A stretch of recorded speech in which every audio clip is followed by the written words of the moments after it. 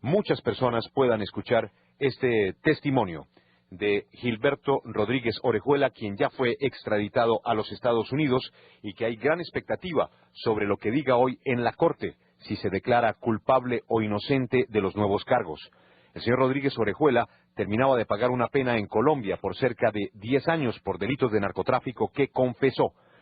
En la última parte de su pena en Colombia, las autoridades norteamericanas han señalado tener pruebas que relacionan al señor Rodríguez Orejuela en haber continuado desde la cárcel con sus mismas actividades. Y esos son los cargos que enfrenta en los Estados Unidos. Una información extraoficial de Noticias 1, canal de televisión en Colombia, mostró el borrador de un documento en donde el señor Rodríguez Orejuela o su abogado, a pesar de que el documento no tiene firma, estaría comenzando a negociar con las autoridades norteamericanas sus cargos. Señor Gilberto Rodríguez Orejuela, buenos días. Buenos días, don Julio, ¿cómo me le va? Es usted muy gentil en atendernos. ¿Cómo siguió? ¿Cómo va su corazón? Pues, físicamente un poquito maltratado. Sí. Pero espiritualmente bien, ¿sabe? Señor Rodríguez Orejuela, pues la opinión pública ha conocido muchas leyendas alrededor de su vida. Un joven trabajador comenzó su vida en Mariquita, fue cabeza de familia en sostener, en apoyar a toda su familia, montó un banco, montó una organización de radio, fue colega de radiodifusores, de programadores de televisión, tuvo un posicionamiento industrial dentro de la sociedad, fue presidente de la Chrysler, es decir, además del montaje de una empresa como Drogas La Rebaja, son muchísimos los esfuerzos empresariales dentro de la legalidad que el país recuerda en usted y sobre todo la gente en el Valle del Cauca. ¿En qué momento, señor Rodríguez Orejuela, su vida cambia? ¿En qué momento se va por el camino equivocado? Bueno, yo creo que es en el momento en que hubo una inversión de valores morales en mis sentimientos. Y digo inversión de valores porque yo ya tenía un capital para vivir, tenía parte de Drogas La Rebaja o ya tenía el montaje de Drogas La Rebaja. Tenía laboratorios Cresford en los cuales teníamos 3 productos, o tenemos 3 productos, que son líderes, Ferrovemil, Rontos, Diecan, contratos, licitaciones con el Seguro Social, Drogas La Rebaja por sus descuentos, es una empresa próspera, con muy buenas ventas, dando unos grandes descuentos al público. Entonces, la verdad es que pienso que el hombre, por falta de madurez y de educación, de escolaridad, comete ciertos errores. Y es en ese momento en que yo me desvío y me voy por el lado que no tenía por qué haberme ido nunca. Y entre otras cosas me pesa, me duele eso. Sí, eso quiere decir, señor Rodríguez Orejuela, que usted no habría tenido necesidad de hacer eso, sino que la ambición lo llevó a hacer eso. Sí, eso es así como usted lo dice. ¿Y usted se acuerda el momento en que cometió el error, el momento de quién, dónde, a qué horas, sin que me diga los nombres, pero usted recuerda perfectamente en qué momento su vida dio ese paso equivocado? Pues yo digo que más que el momento exacto, recordemos las circunstancias. Es un Cali en que está pasando el boom de la marihuana y llega el boom de la cocaína. Es un Cali fiestero, rumbero, de amigos, donde ya algunos amigos estaban de una manera u otra vinculados a este negocio. Y bueno, llegan las propuestas, el ramo mío es la farmacia, yo soy farmacéuta, y llega la propuesta y comienza este problema y se comienza a ganar una plata fácil y ya uno se va metiendo en el cuento y muy difícil echar hacia atrás hasta que no llega la verdadera desgracia. ¿Cuándo llegó la verdadera desgracia? Pues la verdadera desgracia llegó en el año 1984 cuando me había ido a Río de Janeiro con mi señora a ver un partido del América de Cali, la Copa Libertadores.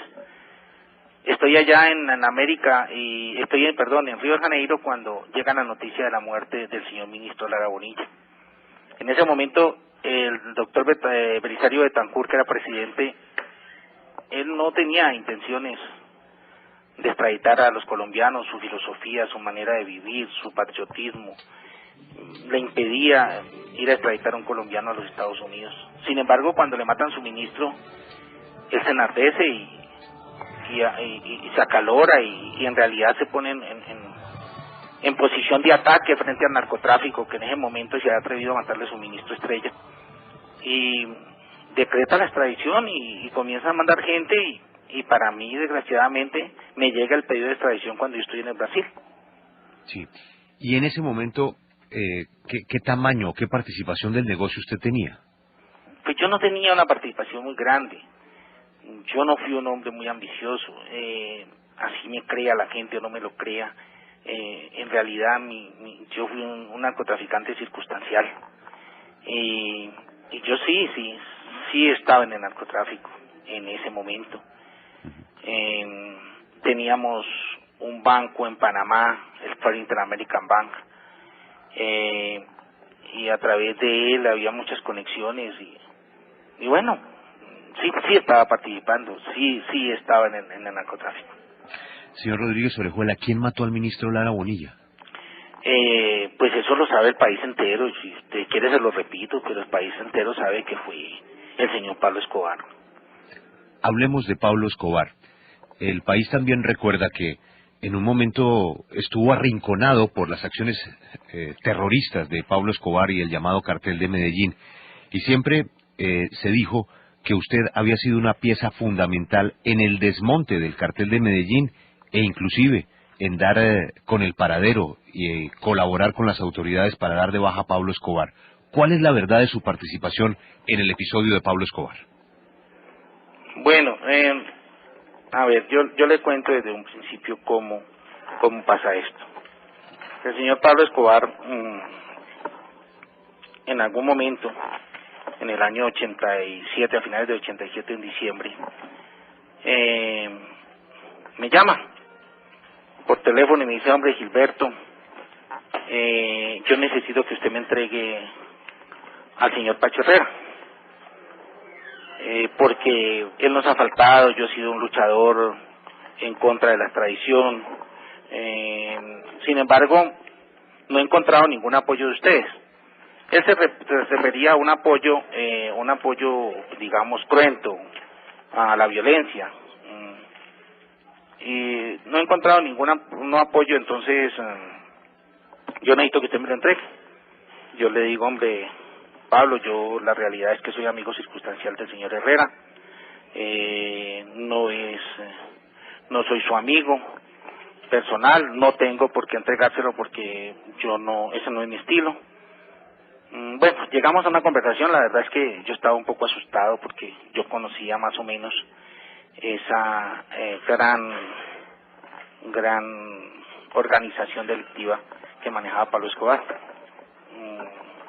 Yo le dije: hombre, Pablo, no puedo hacer eso, no estaba en mi condición humana hacer eso.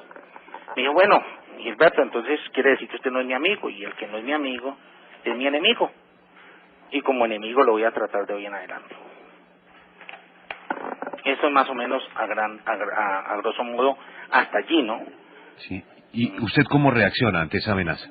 No, yo quedé muy asustado. Me reuní con Miguel, me reuní con el señor José Santa Cruz, me reuní con Pacho, les llevé la grabación porque yo tuve cuidado en grabarle eso.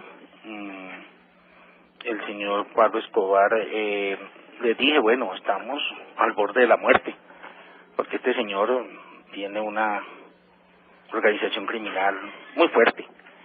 Por lo tanto, vamos a ver qué hacemos. La verdad es que comenzamos a cuidarnos más.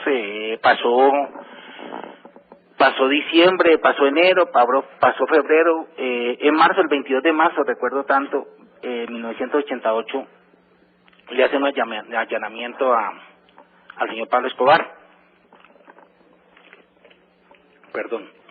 A una finca que se llamaba en ese entonces El Bizcocho, en los Altos del Poblado. Lo cercan el ejército, y él se logra evadir, porque después vinimos a saber, se puso unos gorros del DAS, unos brazaletes del DAS, y pasó por el cerco militar y se metió a un bosque porque él todas sus caletas las buscaba cerca de los bosques. Ahí se metió, salió y ya, se escapó. Le hicieron el allanamiento a la casa y ahí encontraron una cantidad de papeles donde se demostraba claramente que nos había hecho inteligencia durante esos 4 meses.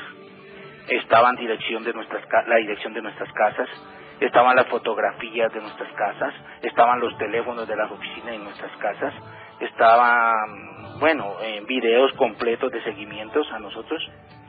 Y dijimos, bueno, esto era para matarnos, y él pensaba pues matarnos en grupo, ¿no? Eliminarnos de una manera u otra de una sola vez. Ahí nos dimos cuenta que Pablo Escobar estaba detrás de nosotros.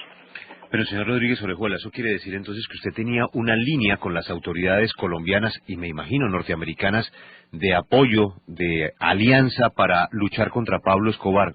¿Cómo se podía manejar una línea de comunicación con las autoridades colombianas e internacionales cuando usted también hacía parte de la red de narcotráfico? Mire, eso no es tan cierto, don Julio. Nosotros no teníamos ni una red ni una comunicación con las autoridades colombianas, ni mucho menos con las norteamericanas.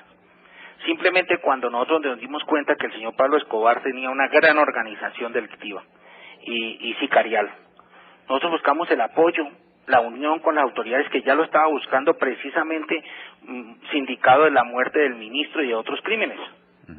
En ese momento el gobierno vio con buenos ojos eso. Y la conexión que hicimos con el gobierno la hicimos a través del doctor Jorge Barco, hermano del presidente Barco, que en ese momento vivía en España. Él lo llamamos, viene a Colombia, nos visita en Cali, le contamos la gravedad del problema, le contamos lo peligrosa que era la organización de Medellín. Le mostramos pruebas de los asesinatos y de los crímenes que han cometido, le contamos exactamente con pelo y señales cómo asesinaron al ministro Lara Bonilla y que habían otras personas importantes en el país en la mira de Pablo Escobar. El señor Jorge Barco, con un sentido digamos que patriota, se vino a Bogotá a hablar con su hermano.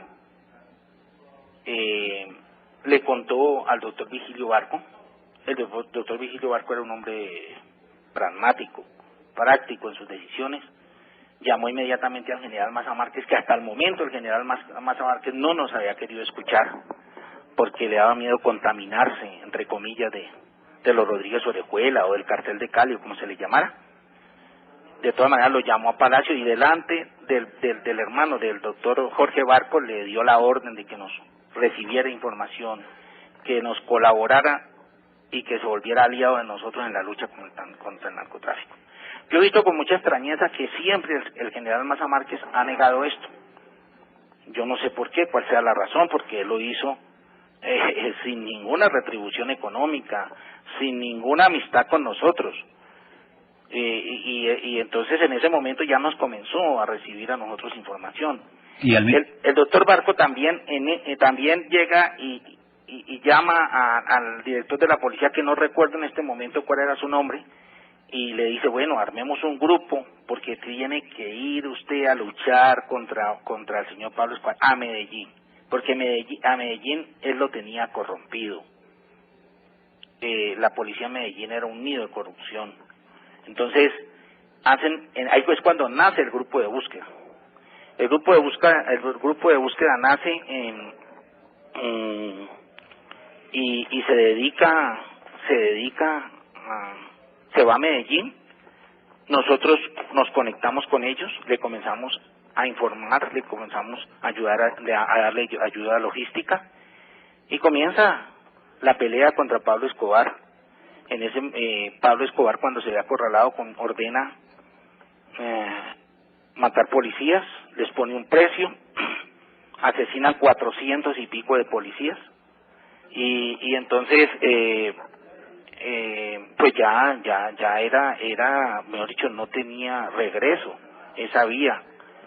De hecho, el grupo de búsqueda, hubo unos hombres ahí que fueron en realidad unos héroes. Él comienza a poner sus carros bombas, como le digo, a matar policía. Nosotros le damos información y bueno, hasta que va llegando ya a puntos extremos esa guerra, ese problema con Pablo, entre el Estado, nosotros aliados con el Estado y Pablo Escobar. Señor Rodríguez Orejuela, ¿qué tuvo que ver usted con la creación de los Pepes? Nada, absolutamente nada. Los Pepes fueron personas de Medellín, personas que antes fueron sus aliados, que lo conocían muy bien y que se unieron después de que Pablo Escobar se le comenzó a debilitar su organización. ¿Cómo se puede explicar que estas personas se concentraban en perseguir a Pablo Escobar y no había ningún interés en perseguirlos a ustedes? ¿Quiénes? Las autoridades. Pues es eso decir, es muy normal, eso a través de la historia ha pasado. Nosotros éramos unos idiotas útiles, si lo podemos decir así, en ese momento del Estado, porque el peligro para el Estado en ese momento era el terrorismo que estaba desatando a lo largo y ancho del país Pablo Escobar. pero es cierto que mientras que las autoridades estaban concentradas en esa lucha contra Pablo Escobar, es cuando se produce el gran crecimiento de ustedes en la industria de la exportación de droga a los Estados Unidos. Mire, don Julio, eso no es cierto. Unos hombres están perseguidos por una organización como la de Pablo Escobar, donde usted se da cuenta que, mejor dicho, podemos decir que el mafioso más grande que dio el siglo XX en el mundo se llamó Pablo Escobar. Porque yo no he conocido hasta el momento, no sé si usted lo conozca, en qué país del mundo un solo hombre, un solo delincuente haya podido ordenar la muerte de 427 policías, uno por uno, en el plan pistola. Eso no se ha visto. Sí.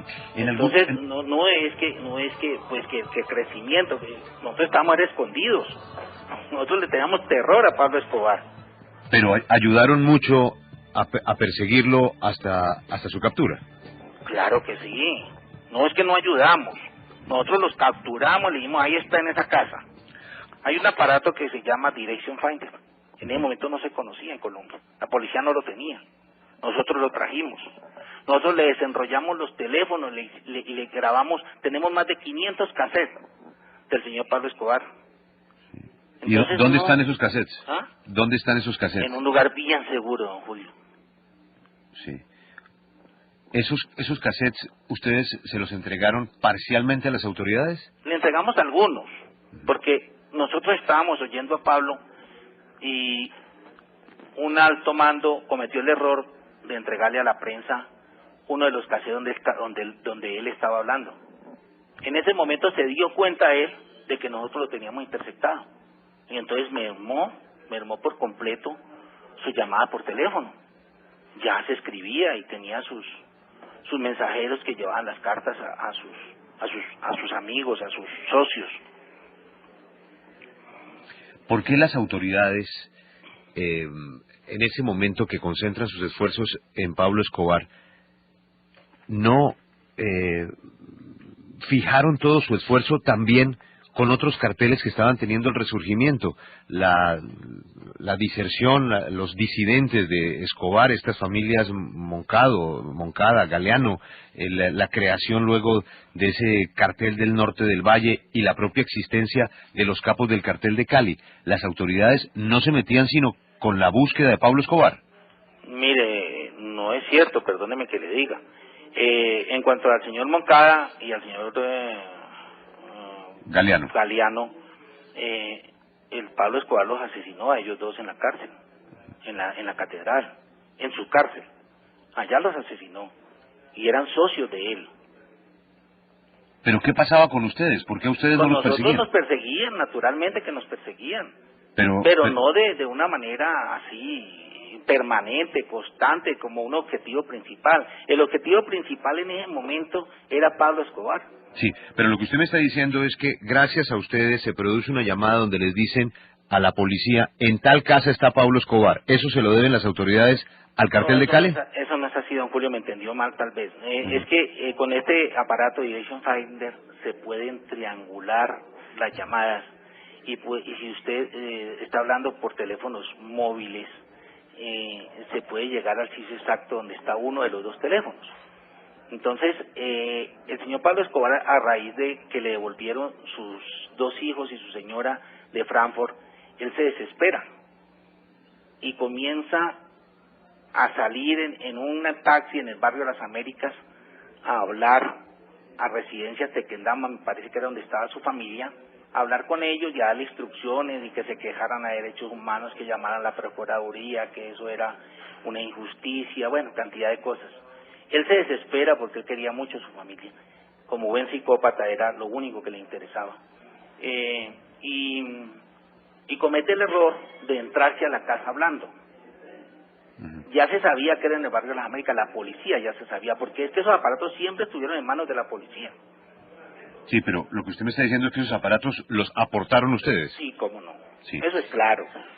Eso es claro, eso lo sabe el país. Lo que pasa es que lo han mimetizado y está bien y nosotros nos hemos quedado callados. Pero esos aparatos los aportamos nosotros y la información sobre Pablo Escobar la aportamos nosotros.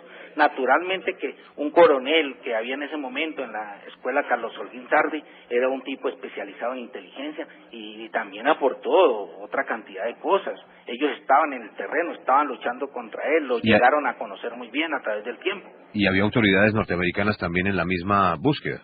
No sé. Sí. Señor Rodríguez Orejuela, hablando de triangulaciones y de interceptaciones, tal vez el cassette más famoso en la historia reciente política de Colombia es el llamado narcocassette, que es el origen del proceso 8000. ¿Quién grabó ese cassette? Yo no sé quién lo grabó, sinceramente, ni tampoco sé quién lo editó. O sea, ¿usted cree que está editado? Sí, está editado naturalmente. Sí.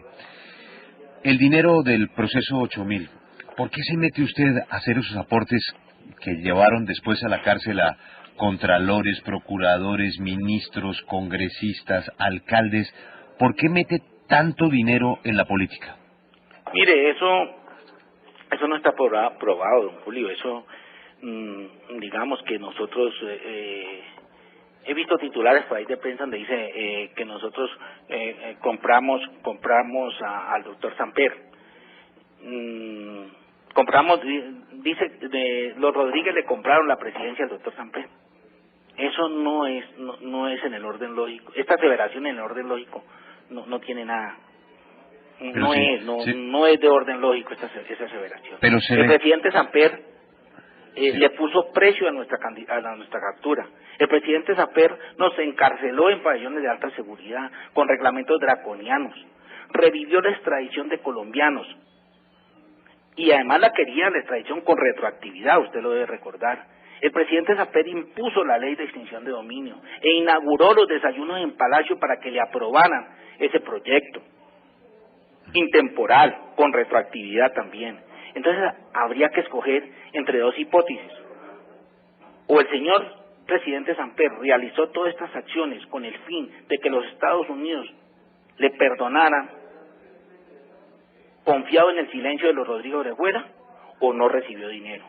Pero lo que sí tiene que quedar claro al país es que nadie fue más perseguido en el gobierno del doctor Samper que la familia Rodríguez Orejuela, don Julio. Sobre eso no hay ninguna discusión, pero usted entiende que mucha gente se pregunta sobre esto. Todo el mundo ha hablado, menos quienes se supone giraron los 6 millones de dólares para la campaña del 94. ¿Fueron 6 millones de dólares? Bueno, como usted bien lo dice, se supone, pero yo esa pregunta no me la puedo contestar. Esa pregunta está en los expedientes, ha sido preguntada cantidad de veces, y usted se puede remitir a ellos, el periodismo se puede remitir, porque eso ya es cosa juzgada. Correcto, pero mire, en el caso de la campaña, pues hay unos protagonistas muy claros. El presidente tuvo un juicio político, un juicio en la Cámara, él lo ganó, la acusación de la Fiscalía no prosperó en la Comisión de Acusaciones, pero en otros casos las personas sí terminaron en la cárcel. Me refiero, por ejemplo, a Fernando Botero, a Santiago Medina. Con esas personas, ¿ustedes tuvieron los contactos para los aportes a la campaña? No, don Julio. Si usted lo que pretende es que yo le diga hoy que sí le aporté plata al señor Samper, que sí participé o que sí participamos económicamente en la campaña del doctor Samper, pues no, esa respuesta no, la verdad es que no viene al caso. No. O sí, pues viene al caso, en su afán periodístico, pero yo no la voy a responder, excúseme usted. Es decir, que usted se va a llevar esa respuesta para los Estados Unidos. Ay, Dios mío. Mire, no, yo voy a llevar todas mis memorias a los Estados Unidos. En las conversaciones preliminares, de las que también se ha especulado muchísimo sobre qué va a pasar con usted en los Estados Unidos, ¿alguien le ha dicho o le ha hablado que de pronto, para mejorar sus condiciones carcelarias en los Estados Unidos, la situación de su familia, la famosa lista Clinton, la prisión de alta seguridad donde usted va a estar, los propios castigos o juicios que conllevarán a unos castigos en los Estados Unidos, van a depender de que usted finalmente aclare esta historia del proceso 8000? Mire, yo le quiero decir una cosa, don Julio, bajo la premisa de que nosotros tengamos que delatar a alguien, no habrá nunca una negociación. Entonces, le quiero decir que nosotros podríamos llegar a unos acuerdos con los Estados Unidos, dando nuestra libertad el resto de nuestra vida si nos toca, entregando eso, entregando unos bienes que tenemos y que se los podemos entregar, ¿no? ¿A cambio de qué? Pues de golpe de qué, de que nos den una cárcel de mediana seguridad. Nuestra familia ha sido perseguida sistemáticamente, nacional e internacionalmente, y eso se ha materializado en las violaciones graves de sus derechos fundamentales. Eso sería una de las cosas que buscamos, que vamos a buscar, que se le respete el derecho a la vida, que no se limita a sobrevivir de modo mínimo, sino que contempla una vida con calidad y con dignidad y que no se la han querido dar a nuestra familia. Señor Rodríguez Orejuela, en ese camino de ir a los Estados Unidos, con la gravedad que significa separarse de su familia, separarse al fin y al cabo de su patria, de su país, ¿uno por qué siente como que para usted se respiraría cierta tranquilidad en los Estados Unidos? Es decir, que usted tendría un optimismo moderado de un proceso en los Estados Unidos de continuar en la misma situación que está en Colombia. Primero, don Julio, yo ya no creo en la justicia colombiana. Nosotros, mi hermano y yo llevamos 10 años, casi vamos a completar 10 años presos. Confesamos todos nuestros delitos. Nos acogimos a la Constitución y a los códigos colombianos. Salgo en el año 2002. El señor ministro Londoño esculca el mundo entero a ver qué tengo para no dejarme salir. Ahí salió un reportaje en El Espectador del fiscal o el exfiscal Rodrigo Aldana, donde habla con mucha claridad de eso. Salgo 4 meses, tengo vigilancia de vista durante 4 meses. A los 4 meses me meten nuevamente a la cárcel en un montaje inaudito que no tiene ni pie ni cabeza. Caigo por ese montaje de 150 kilos que dicen que yo tuve que ver en el año 90 mandándolos a Costa Rica, Miami, cuando en el 95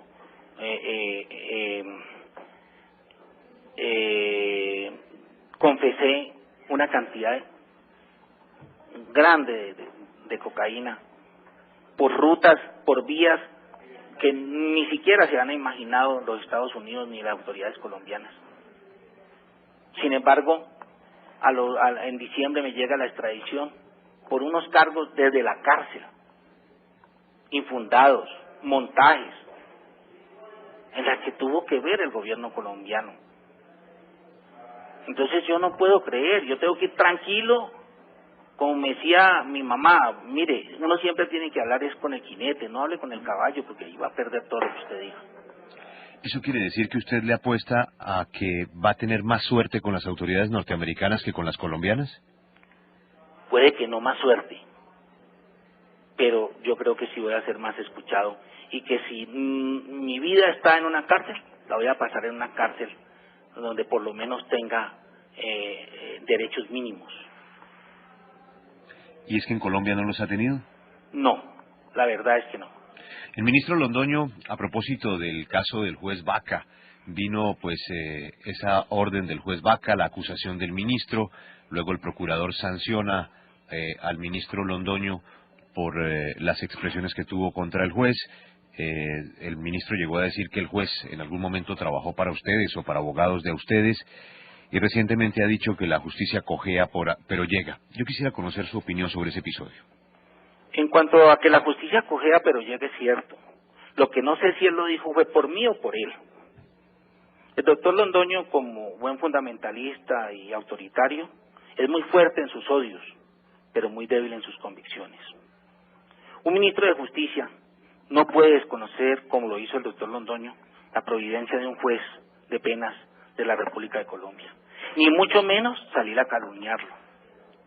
Y creo que eso está probado porque me parece que lo acaban de condenar a un juicio civil o alguna inhabilitación por haber sido lenguaraz y mordaz en esos comentarios que hizo y calumniar a un juez que hizo a la salida mía de Cómbita. Señor Rodríguez Orejuela, la negociación con los Estados Unidos, ¿en qué punto se encuentra?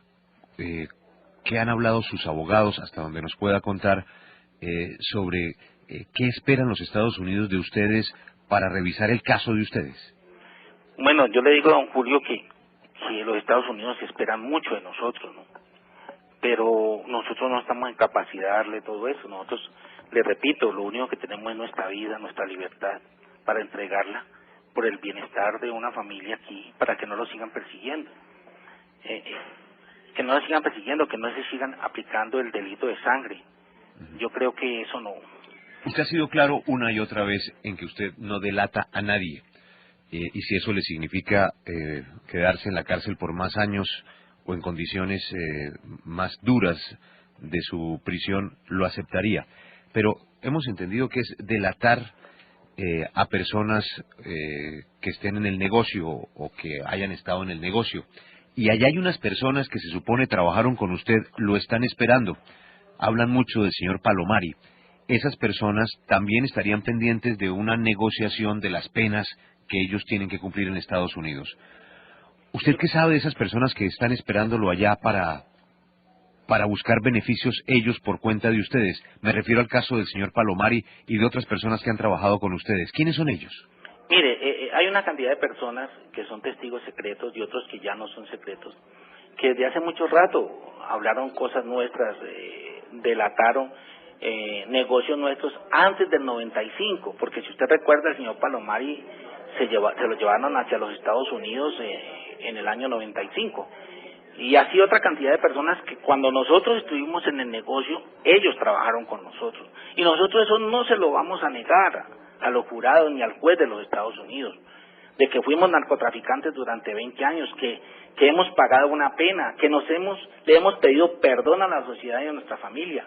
Eso no se lo vamos a negar a un juez de los Estados Unidos. Lo que sí tenemos muy claro, porque es absolutamente cierto, bajo palabra de honor, es que nosotros nunca jamás delinquimos desde la cárcel.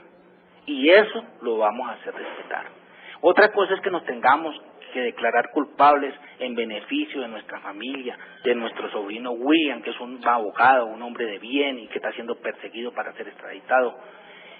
Otra cosa es esa, pero yo le quiero decir, nosotros no estamos dispuestos a delatar. Además, no podemos delatar a nadie en narcotráfico por la sencilla razón, porque si nosotros hemos pasado 10 años en la cárcel y esos 10 años hemos discutido de que nunca hemos delinquido desde la cárcel, mal podríamos saber cuáles son los narcotraficantes del momento cuando ha habido un cambio generacional en el cual nosotros no hemos participado. Señor Rodríguez Orejuela, usted se ha referido a su sobrino William. ¿Eso quiere decir que en algún momento se ha planteado que el caso de su sobrino William haga parte de la negociación? Claro que sí, claro que sí. ¿Ese tema de que el número de años ya estaría establecido para usted y para su hermano es cierto? No, pues puede estar establecido de acuerdo a las leyes de los Estados Unidos.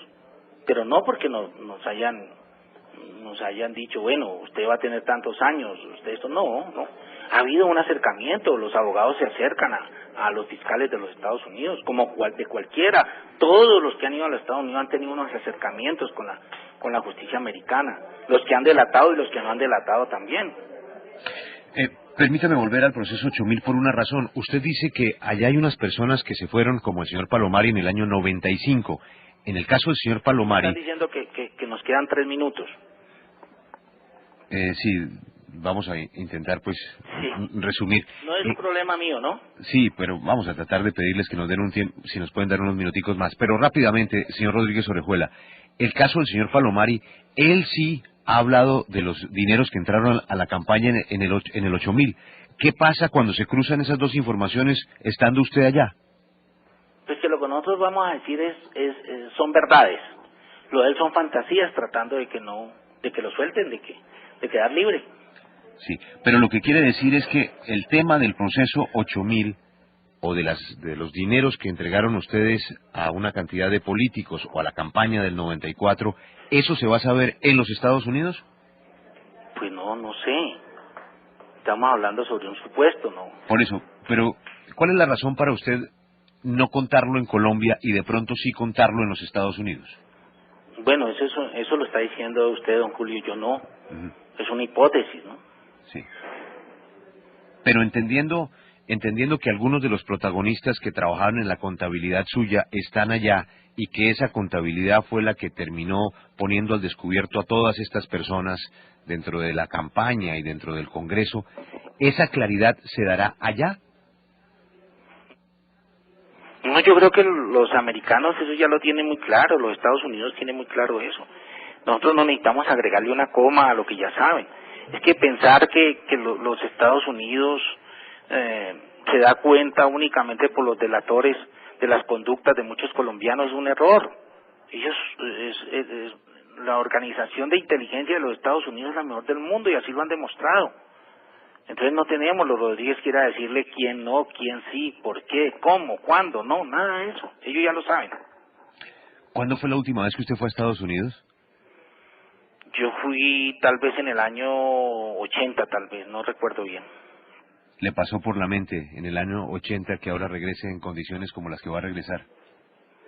Mire, don Julio, desde que ha existido un tratado de extradición, todo el que quiera traficar tiene que pasarle por la mente que un día, tarde o temprano, va a llegar a los Estados Unidos. La relación del dinero del narcotráfico y el terrorismo. ¿Algún comentario? No, pues, la verdad es que puede que el narcotráfico en este momento sea la chequera del terrorismo. ¿Usted se siente en deuda con la juventud del mundo? ¿Quisiera enviar algún mensaje dentro de ese arrepentimiento, de ese perdón que le ha presentado usted a la sociedad y a su familia? La juventud del mundo, sobre todo de países de altísimo consumo como los Estados Unidos, en donde no se ha podido hacer nada para detener. Sí, yo sí quiero enviarle un mensaje diciéndole que me perdone. Yo, la verdad, es que lo siento mucho. ¿Desde hace cuánto que lo siente, señor Rodríguez? Desde antes de llegar a la cárcel. ¿Y por qué no hizo nada antes de?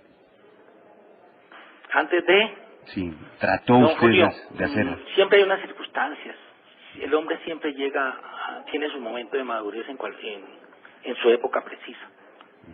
Tal vez cuando lo hice no tenía la madurez de hoy.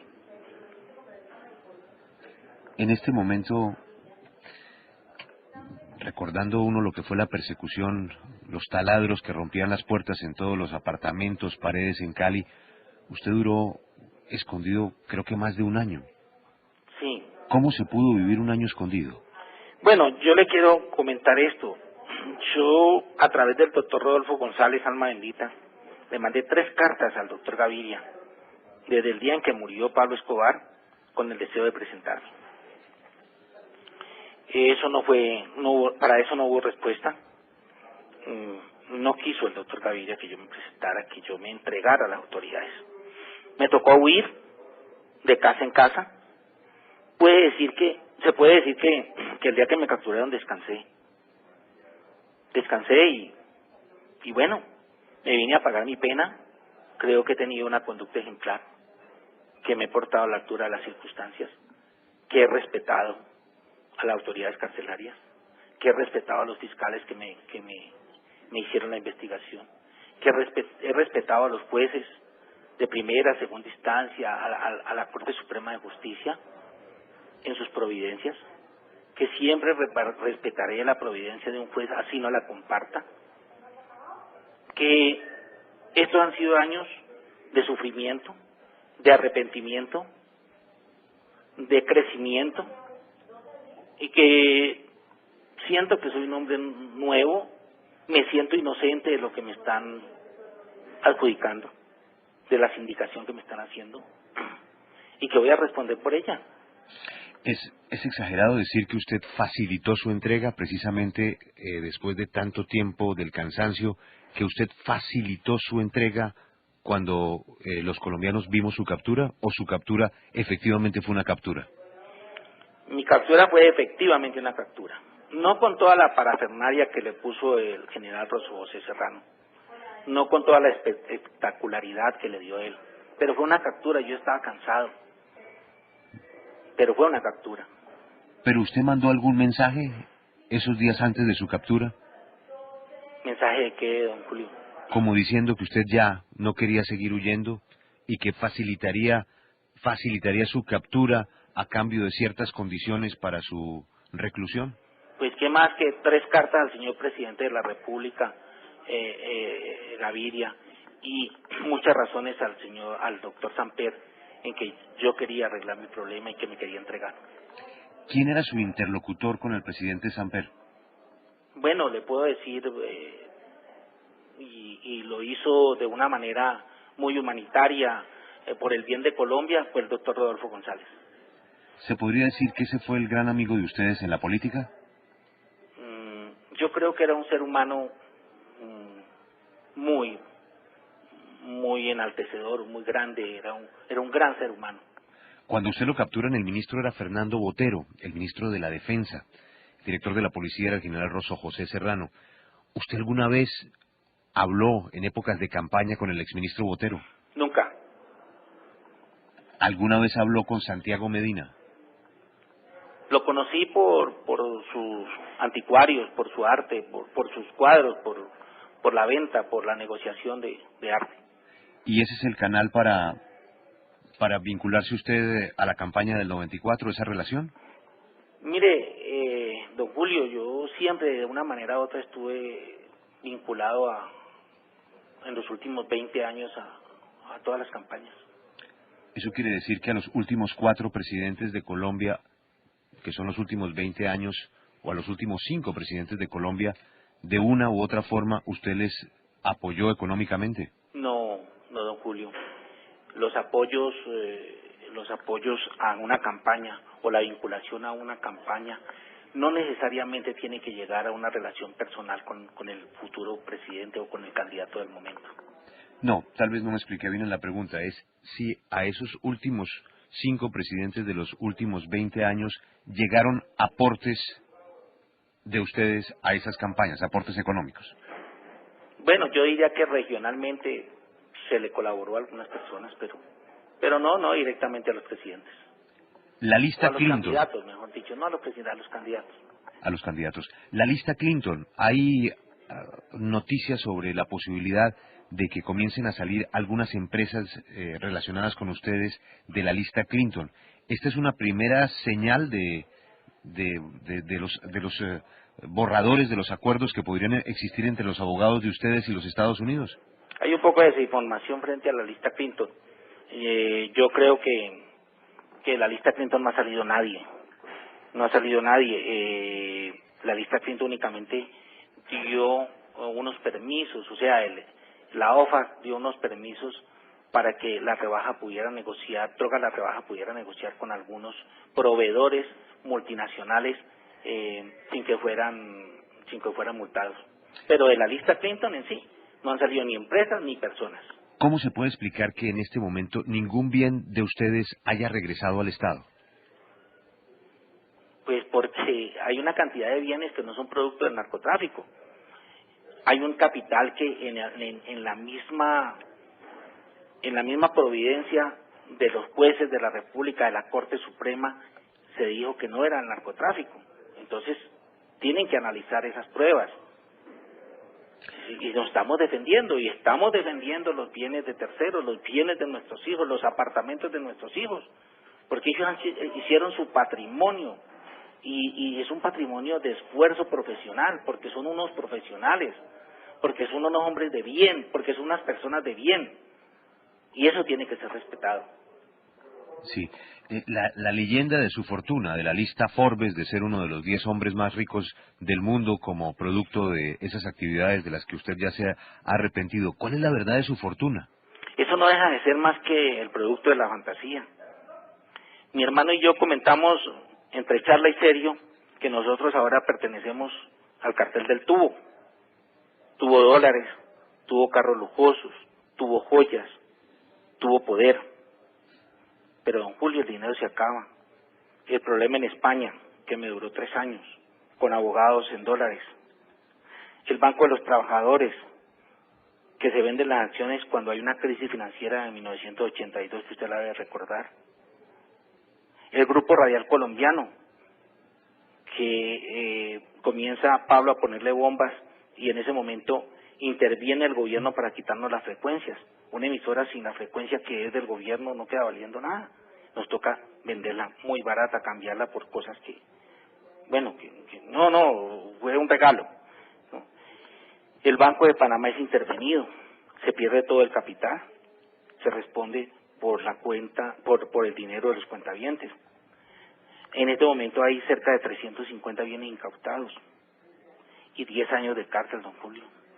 Sí. 10 años de cárcel cuesta mucho los abogados, pero una persecución permanente y sistemática contra una familia. Entonces, decir que los Rodríguez son millonarios en dólares es una manera de agredirnos, y pienso que es una de las maneras más infames de agredirnos.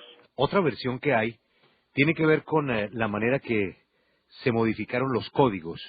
A usted le han comparado con un jugador de ajedrez precisamente por lo que hizo en el Congreso, con abogados, exmagistrados, la manera como se acomodó la ley en favor de ustedes. Bueno, a ver, le digo, a mí me parece que el Congreso de la República es como el templo de la democracia, y es donde se deben ir a discutir pacíficamente todos los problemas de Colombia. Por ejemplo, yo vi con buenos ojos de que los señores paramilitares fueron al Congreso. Ojalá mañana la guerrilla también vaya al Congreso, y eso permita de que se desarmen no solo las armas físicas, sino también los espíritus, que la gente pueda hablar en el Congreso de la República, que la gente pueda decir lo que siente, lo que quiere y por qué llegó a tales cosas en el Congreso de la República. Por lo tanto, eso del lobby en el Congreso de la República a mí no me parece ni una jugada de un ajedrecista, ni un mico, ni una trampa. Así lo toma el periodismo en Colombia, pero no estoy de acuerdo, respeto mucho, eso sí, los conceptos que hay sobre eso. Eso Entonces, quiere decir que usted no lo niega, es decir, que usted ha participado en promover reformas de la justicia colombiana. Mire, yo no soy abogado, yo no he participado. Pero digo, abogados... Pero sí hay abogados que han participado en la discusión, pero es más, no han podido participar porque no los han dejado participar. Pero yo quisiera preguntarle una cosa, don Julio. Si somos tan hábiles para torcer los códigos, como dicen, ¿por qué estamos en la cárcel? ¿Por qué nos condenaron? ¿Por qué a mí me metieron 16 años 5 meses? ¿Por qué a mi hermano le metieron 17 años? ¿Por qué mi hermano sigue en la cárcel? ¿Por qué nos siguen tratando de esta manera, no solo a nosotros, sino a nuestra familia? ¿O es que los códigos que según los medios de comunicación y algunos personajes dicen que nosotros los hicimos amañados, no los están aplicando y la Constitución no está funcionando? ¿O no hubo nunca nada de eso de lo que se refiere usted? Pero ¿no será que de pronto si no se hubieran hecho esos cambios serían mucho más duros hoy?